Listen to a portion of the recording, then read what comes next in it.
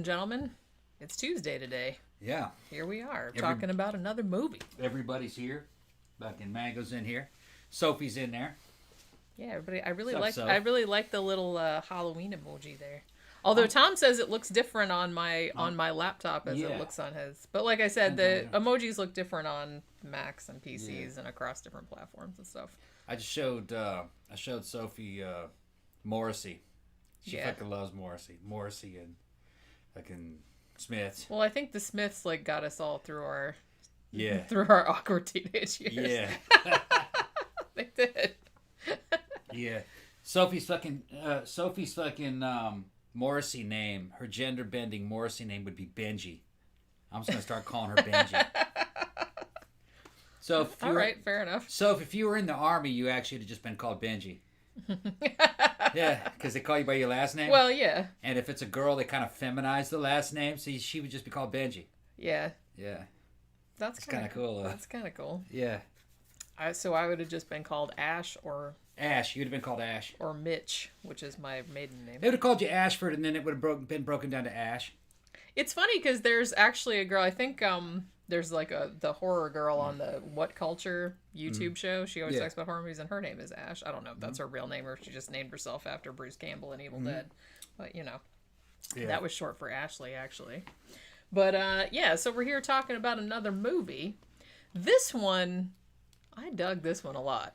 Yeah. I did not think that you would like this one when I first saw the trailer, but you ended up really liking this one too, right? Yeah. The deal with this movie is that it's kind of an example of how much you can do with very little money. This didn't cost very much to make. $11,000. That's it? Yep. Damn. I looked it up on IMDb. The acting is good. The script is good. The edit's good. It's got a good soundtrack, if you want to call it that. It's more like it's a soundtrack in a way that the soundtrack for Hills Have Eyes is a soundtrack. More like a soundscape. More like a soundscape. Let's call it that. And it's very kind of industrial sounding in a way. Kind of like in the same way, kind of like from The Thing. You know, John Carpenter's The Thing. Where it's mostly just like ambient sounds. And ambient stuff, yeah. Which worked real well. Cast is cool. It's a guy in his 50s, kind of tall, thin guy, good looking, cool haircut. He looks like he should be in like Skinny Puppy or Knits a Rep. It's got a woman and a daughter. Daughter's cute. She's kind of reminds me of like kind of like a young Natalie Portman a little bit, doesn't she? Yeah, she's kind of gothed out. And in the movie, her mom is a fortune teller, who turns out. I'm watching this shit, and the story is really good. It's about this guy who moves into a house, he's fixing it up, and he's out drinking that night, and he's driving back home, and he accidentally runs over the neighbor's kid, the little goth girl. She was out there sledding at night for some insane reason. Because she's a weirdo. Yeah, I'm not going to fucking spoil everything about the movie, because it's, you can see it on Shudder for free. It's good. It's a good movie. And it turns out he kills her. And the mom kind of goes on an investigation to try to figure out how she died, and then it becomes kind of like a paranormal fucking like a weird vision quest type of thing. Yeah, kind of like a paranormal quest for vengeance against this kind of wrongful death, and it's pretty neat. And I'm watching the movie, and we wait till the very end of it, and the credits start rolling, and like 5 people worked on it, but all these 3 main leads, they're all a real family in real life. It's a guy, his wife, and their daughter. That's what it's like. This is super cool. Like, so yeah, I looked this up about the movie's called The Deeper You Dig.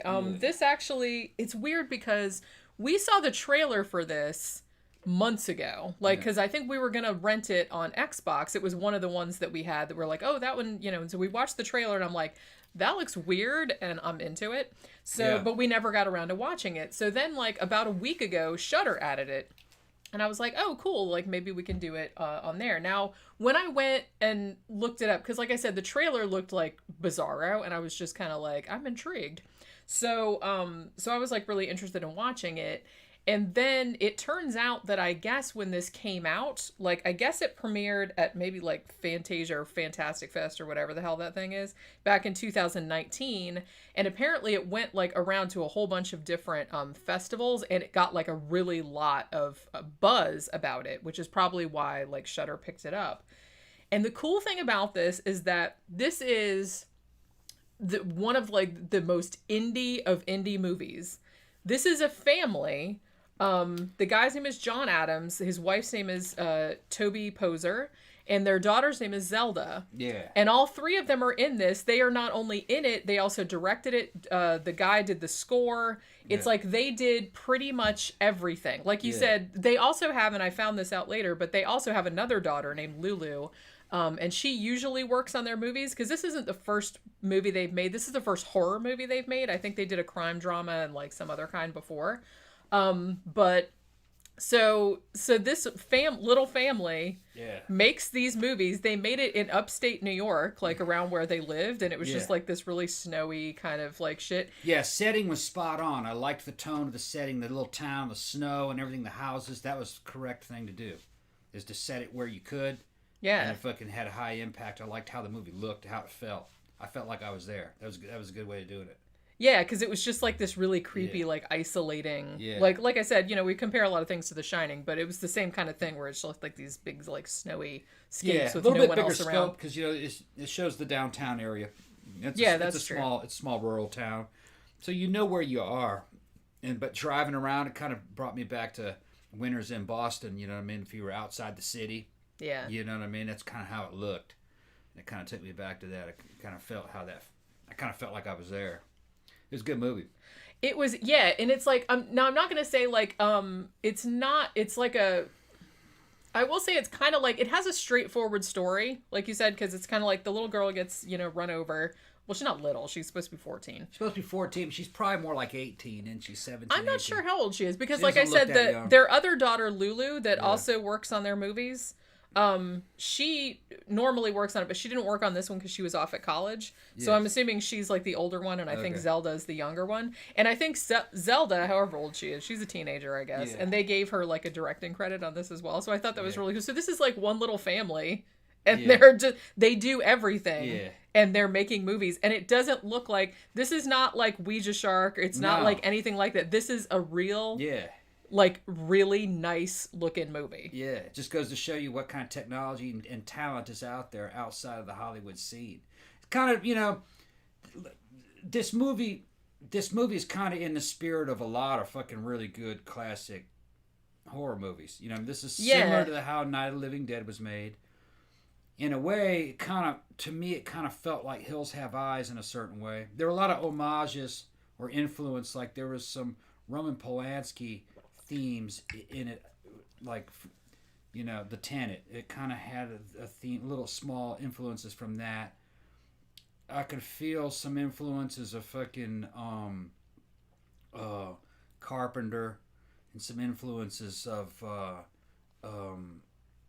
who's the guy that did The Brood? And David Cronenberg. Cronenberg, yeah, you know his name. I got a little bit of a Cronenberg. I got a little bit of a Lynchian vibe Lynch too, yeah, because this does have like scenes, some surreal, like really surreal, like imagery in it. Yeah. Because like I said, it's mostly like, and I saw like one reviewer that compared it to like a pretty recent movie called A Dark Song, which was an excellent film, which was just like two people in a house, and it was like really creepy. So if you liked that movie, you'll probably like this one. But this one there's just something like really, really cool about it. There's just something like the tone of it is just like really cool. It's just like this bleak, cold, and it's just like, and it's kind of slow moving and kind of ponderous. Like there's some scenes of, people just like kind of walking through the woods, and it's like all quiet and everything. But it's like, but then it's kind of punctuated with these bizarro, like after the daughter gets killed. And like I said, she's a psychic, but I guess at the beginning, they kind of imply that maybe she's like a fake. She's more of a tarot reader type of thing. She does like tarot cards. She's a psychic and reads tarot cards, and into she's hooked in with a spiritual underground of fucking mystics.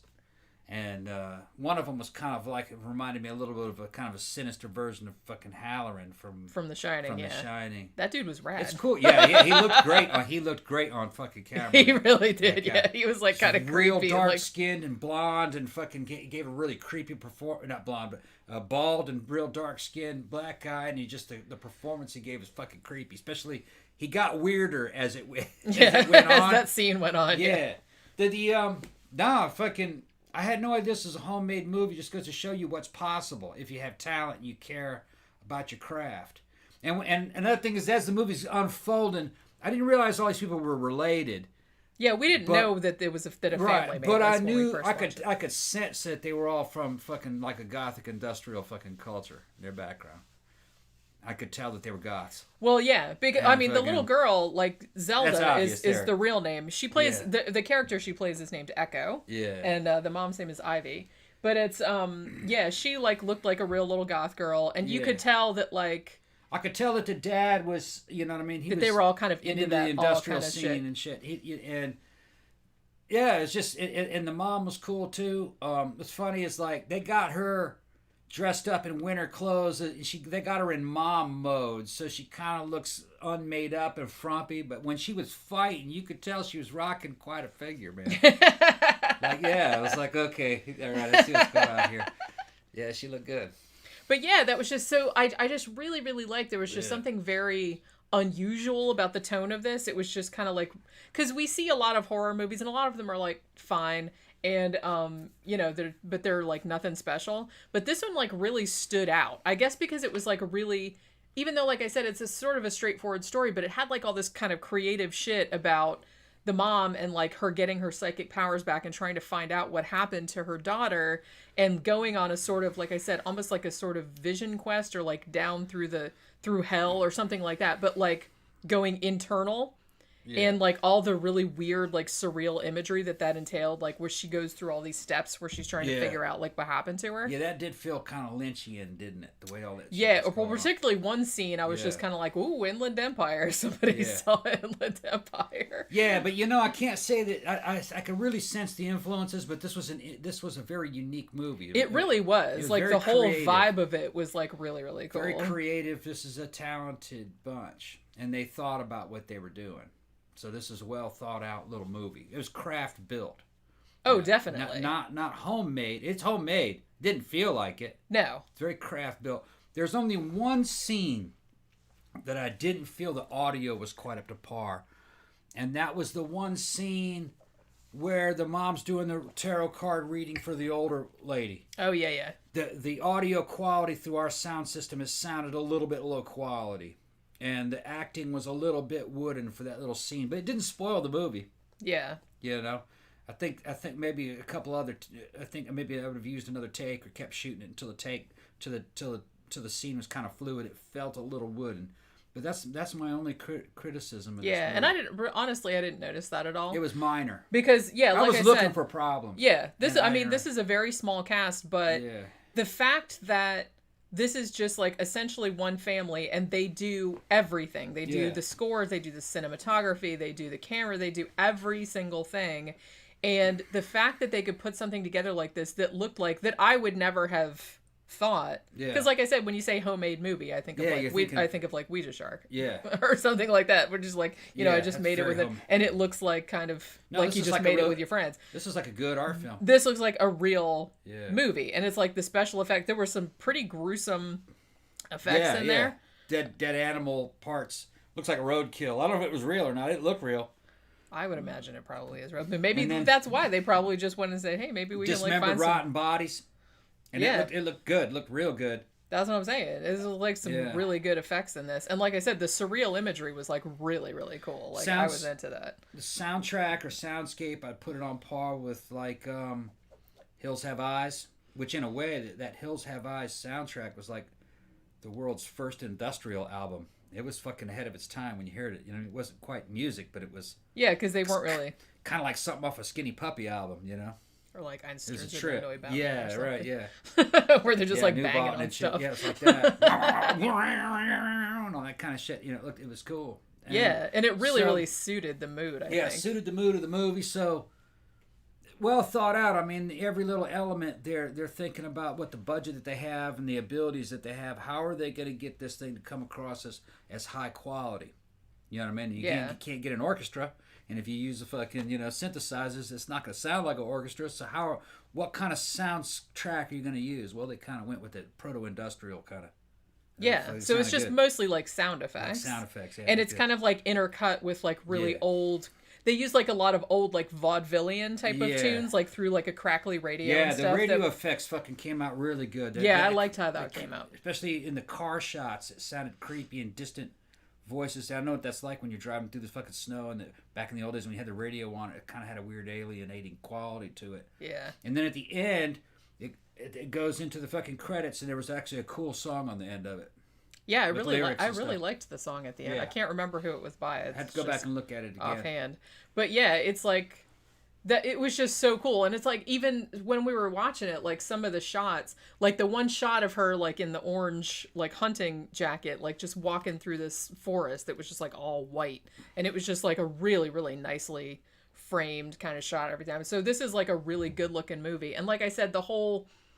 the fact that I'm assuming that that's where they live. It's like up in the Catskills, or it's like up in upstate New York somewhere. I can't remember the name of the town where they shot it, because I did see it on IMDb, but I can't remember. It was like, it's not even a town. It's like a hamlet, like they would call it. So, but they shot it there, so I don't know if that's where they live. So I'm definitely going to be checking out some of their other movies, because apparently I didn't know that, but they had made a couple other movies before this, but this is their first horror movie, and this is kind of the one that's gotten them the most attention. And like I said, this only cost $11,000. This cost $11,000 to make. If this was done by a Hollywood studio, it would have been millions. It'd have been about $3 million. Yeah, and I've seen $3 million movies that weren't nearly as good as this one. Just goes to show you what efficiency can do for a movie. Interesting too, because it seems like on Rotten Tomatoes, I think it had like 97% or something like that.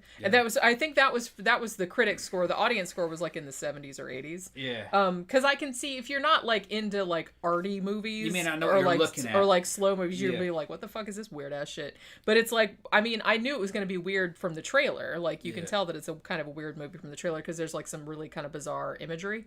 So I was kind of like, oh, all right, I'm down. It's not really a slow movie though. It's taking its time because of the kind of movie that it is, but the edit is paced well because it kind of pulled me into it early on. Yeah. So I'm letting it take its time. Which surprised me, because I didn't know if I was watching the beginning and I dug it, but I was like, I don't know if Tom's gonna like this or I'm not. real sensitive to fucked up edits. Right. Real sensitive to that. And I'm real sensitive to fucking bad characterizations and bad storytelling. I was pulled into the movie. So I give it. I mean, I really, really liked the acting in this too, because I think the cool thing about it is that even though you don't know a great deal about these characters' backstories, you know what I mean? They don't like go into a lot of shit about, what happened in their past or anything. They're just kind of there they are. But you still got, and I guess you knew who they were though. Yeah, you knew who they were. And I guess that was kind of like a testament to their acting and the fact that they were all a family, which, like I said, I didn't know when we first watched it. Yeah. So you really got a sense of these kind of like lived-in characters. Yeah. You know what I mean? Rather than just, there was no like exposition about, where they came from or what happened in the past, or what, where Echo's dad is, where did that guy come from? Where did he move from? There's nothing like that, because it's not necessary. That's a strength of the strength of the movie, though. I cannot stand dialogue heavy movies. I'm not here to be explained to. I want you to show me. I don't want you to tell me. So the movie is not dialogue heavy. It just has just what it needs, and it does. It shows you a bunch of shit. It's very economical, in that way. Right. So no, the script and the script and the direction. That's it. That's, you got it. Just ride with that. Yeah, I'm super like jacked for what these people, because I said, they made some movies before, but this is the first one that's kind of gotten them like a wide kind of thing. And we saw the trailer a while back, which you could just rent it on. I go, that looks good. Yeah, and then because it made such a splash at like a lot of the festivals last year, Shudder eventually picked it up. So Shudder just added it a while back, so we got to see it. It made a splash, because the holistic. All of it together has good quality. You know what I mean? It's a good quality movie. But really, I think what does it is it's efficient, no-nonsense storytelling. That's really what did it. Yeah. Because when you start fucking up your storytelling and the edit, people fall out of the movie. Yeah. Well, like I said, it didn't need an over thing of characterization. No. It didn't need all of that. You got the story. You got what was going on. And then it was just kind of like went off in this bizarre direction, and you just kind of like let it take you along. They did kind of the right thing the way they ended it. It ended with kind of like an action horror scenes, which kind of brought it to a climax. I agreed with ending it the way that they did. Then there was a twist at the end of it too, which is kind of weird, but you just got to see the movie. Don't yeah, it's like it's not. I guess it wasn't so much a twist because they did set it up. They set it up. You knew it was coming. Yeah. It was coming. I mean, I wasn't sure exactly. They just confirmed what. Yeah, I wasn't sure exactly what form the end was gonna take. Yeah. But like from some of the stuff she said like earlier on, I was just kind of like, oh, they're setting up, but I didn't know like exactly how it was gonna like play out. You know what I mean? That ending, those final few seconds, which confirmed what you thought was going on, really did come. The movie could have been watched either with or without that. I think that was actually optional. Yeah. They included that ending. Yeah. You probably could have ended it right when the fucking thing. I can't spoil it. Yeah. You could have lopped. I know what you mean. You could have lopped that off, and like those last couple seconds. Yeah, you could have lopped the last few seconds off, and the movie still would have been good. Yeah, still would have been worked. Because then it would have been in your mind, well, what? Did that actually happen? Yeah. So I think an alternate edit... It works either way. It works either way. An alternate edit would also work. It was good, though. It was good. Yeah. I enjoyed it. All right. You done? Yeah, let's see if everybody's... Well, yeah, because a couple people came in and they just snuck in late. And I was like, now I feel really bad because it's like... Now I feel really bad because we're like done talking about the movie. But man, I'm hungry, man. I haven't like. There's stuff in there. I haven't eaten since 8 o'clock this morning. I got butter chicken in there. Now it's like 3:30, and I'm like really, really hungry. All right, I'll feed you. All right. Good. Shut it down. All right, so we'll be back tomorrow for another live stream. Probably tomorrow I will talk about Haunting of Bly Manor because I watched 1 or 2 more episodes last night, and I will finish watching it tomorrow, and or I'll finish watching it tonight rather, and tomorrow morning. And then I can review that for you guys because I know some people have asked me about doing that. And so stay tuned for that. And like I said, if you have Shudder, check out The Deeper You Dig. It's really, really cool. Like I said, if you like surreal, like arty, weird horror movies that was made by like a cool little family. So, all right, we'll see you guys tomorrow. Bye.